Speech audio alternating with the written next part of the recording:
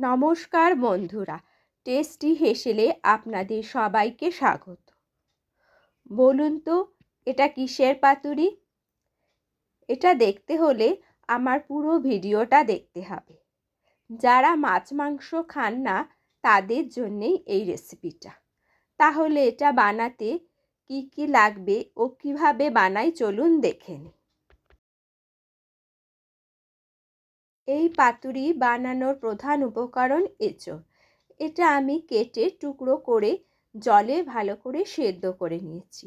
আর সর্ষের পেস্ট নিয়েছি, কিছুটা কাঁচা তেল আর কাঁচা লঙ্কা দিয়ে পোস্ত বাটা নিয়ে নিয়েছি কিছুটা, আর পেঁয়াজ বাটা নিয়েছি, নারকেল কোড়া ও কয়েকটা কাঁচা লঙ্কা। আর পাতুরির প্রধান উপকরণ কলা পাতা তো লাগবে।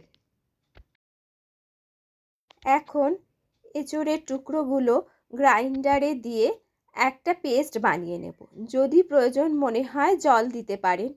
এরকম ভাঙা ভাঙা মতো করতে হবে, পুরো একেবারে মিহি করার দরকার নেই। এবার এই পেস্টটার মধ্যে পরিমাণ মতো নুন, হলুদ গুঁড়ো, একটু চিনি, সর্ষের পেস্ট,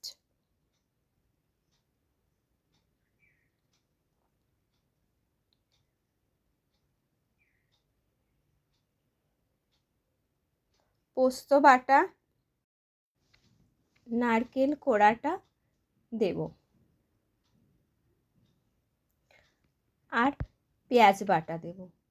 যদি নিরামিষভাবে করতে চান তাহলে পেঁয়াজ বাটা দেওয়ার দরকার নেই। আর সবশেষে কাঁচা সর্ষের তেল দিয়ে সব কিছু ভালোভাবে হাতের সাহায্যে মেখে নেব।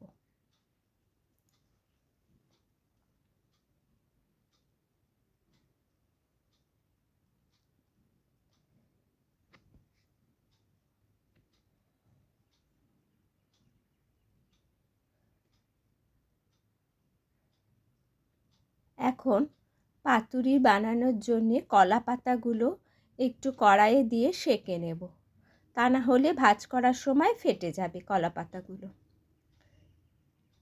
এক এক করে প্রত্যেকটা কলা পাতাই আমি আগুনে একটু সেঁকে নেব।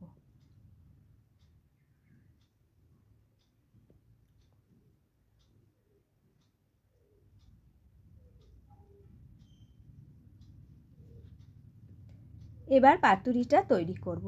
তার জন্যে কলা পাতাটা নিয়ে তার উপর একটু সর্ষের তেল মাখিয়ে দেব। এবার চামচি দিয়ে এঁচোড়ের পেস্টটা এর মধ্যে দিয়ে দেব।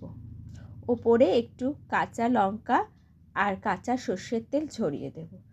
তাতে সর্ষের তেলের ঝাঁঝটায় পাতুরিটা খেতে খুব সুন্দর হবে।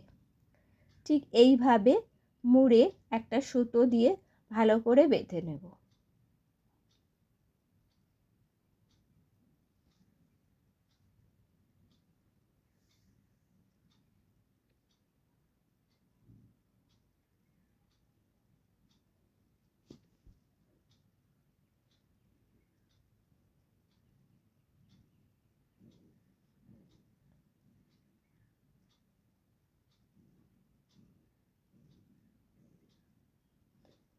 একইভাবে প্রত্যেকটা পাতুরি আমি তৈরি করে নেব। আবারও কলা পাতা নিয়ে সর্ষের তেল মাখিয়ে এঁচোড়ের পেস্টটা দিয়ে দেব। 2-3 চামচ দিলেই হবে, বেশি দেওয়ার দরকার নেই। ওপর থেকে কাঁচা লঙ্কা সর্ষের তেলটা মাস্ট। এইভাবে ফোল্ড করে বেঁধে নেব। এই কাজটা একটু ধৈর্য ধরে করতে হবে। 2-3টে গিঁট দিলে না হলে খুলে গেলে পাতুরিগুলো ভেঙে যেতে পারে।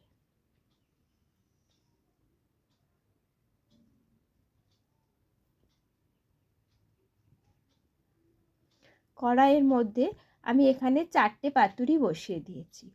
ওপর থেকে একটু সর্ষের তেল দিয়ে দেব, দিয়ে ঢাকা দিয়ে গ্যাসের ফ্লেমটা কম করে পাতুরিগুলো সেঁকে নেব। কিছুক্ষণ পর উল্টে দিয়ে অপর দিকটাও ভেজে নেব। কলা পাতার কালারটা চেঞ্জ হলেই বোঝা যাবে পাতুরিটা হয়ে গেছে।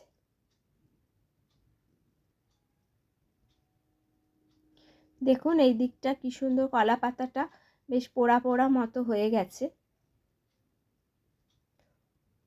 অন্য দিকটাও ঠিক এই রকম কালার হলেই পাতুরি রেডি হয়ে যাবে। আবারও ঢেকে কিছুক্ষণ রেখে দেব।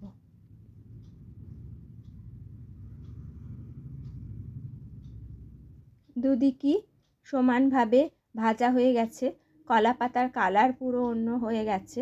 এখন পাতুরিগুলো তুলে নেব।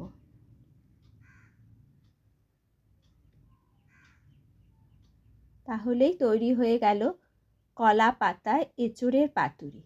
গরম ভাতের সাথে আপনি এটা খেয়ে দেখবেন, মনে হবে যেন একদম মাছের পাতুরি।